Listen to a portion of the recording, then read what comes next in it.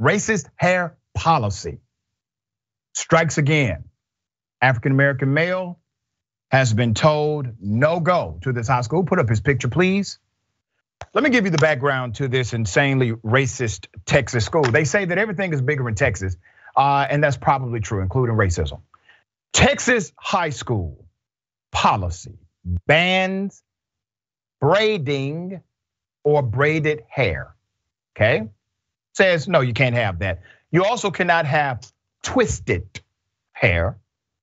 It has now stopped a black teenager from attending school. Let's put his picture up again. His name is Darrell Williams. Mr. Williams, locks became an issue after the 17-year-old moved from Cincinnati, Ohio to East Bernard, 50 miles outside of Houston, Texas. This was in February. His new school's dress code policy stated that, and I quote, braided hair or cornrows will not be allowed. A policy that went against his sense of self. The mother had this to say, and I quote, once you cut that hair off, you cut off your line to your ancestors. You cut off your lineage. You cut off everything, Williams' mother, Desiree Bullock, said. And just, it's not an option. And just, it's not an option. We don't consider them dreadlocks because we don't dread them, we love them. In Texas, students generally must attend the school district where they have residency. Transferring to another district isn't a sustainable option right now, Bullock said. And in the meantime, she is homeschooling Williams and his two sisters, all right? The school student handbook, where the district's policy on hair is spelled out, states that boys' hair may not extend below the eyebrows, below the tops of the ears, or below a conventional stand-up shirt collar, and must not be more than 1 inch difference in the length of the hair on the side of the length of the hair on top. Bullock told CNN that having Williams change hairstyles to comply with the policy is not an option for either of them. And I agree 100%. Let's put up a picture of the school superintendent. Let's put up a picture of the superintendent. All right, that's the person in charge, Courtney Hudgens, East Bernard Independent School District Superintendent, denied Bullock's request for religious exemption. Religious exemption is routinely granted in situations like this for K through 12 education. That superintendent decided to simply deny it, provided no basis for the denial. Let's put up a picture of the actual principal of the institution. Okay, Kendra O'Keefe is the principal of East Bernard High School. Now, it is important to note that both of them are white, okay? Maybe their implicit bias is playing out here as it relates to the simple expression of hairstyle. You know, if I didn't cut my hair, if I just allowed my hair to grow, my hair would look very similar to this young man. It's a natural expression of how our hair typically grows.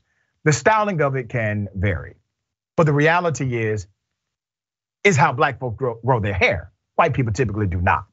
This policy creates a barrier designed to be adversarial to black students. That's what it does. Now, once again, we've had conversation and statutes passed about the Crown Act, which was supposed to limit, if not completely eliminate, things like this from happening. But we've reported on more than one story about something like this. Now, here's the irony of it all. And I'm saying this from the perspective of a teacher. I need teachers to start speaking up. I really need teachers to start speaking up. This has nothing to do with education, and even more so than that, it's completely adversarial to education. To say that you cannot receive your academic curriculum, you cannot be taught because you have a hairstyle that is an expression of your culture is sickening. But that's the reality that we live in, contextualized through a power structure that says in order to be accepted, in order to be celebrated, you must be close to whiteness. It's a hard lesson, but it's not a lesson that the young man should learn. It's a lesson that these two educators and administrators should learn. So here's what we're going to do. We are going to provide an education. The education will be provided to the superintendent and the principal. I highly encourage you, if you're offended by policies like this, contact not only the superintendent, but the school board. Those are the elected officials directly accountable to the community at large. David, thoughts here? I'm just shocked that there was not an exception granted, and this is such a. But what hurts me so much is, look, I'm obviously hurt by the racism, but I'm also hurt by the missed opportunity, because this was an opportunity for the school superintendent, the principal, to say, okay, maybe this is a culture that's different from ours, but we're going to educate everybody about how we respect one another's culture and heritage, and we're going to make an exception for the following reasons. And if anybody has questions, we'll be happy to educate you about why we're letting Mr. Williams have his hair in this particular way. And then that way, everybody gets lifted up. We all get to understand each other's culture. Maybe people who are confused or have questions, they get to have those questions answered. But to be so sort of adversarial about it from the point of the school principal, the superintendent, to be so harsh without an explanation, just to deny a religious exemption, it's frightening, and it's sickening as well. Yeah, well said.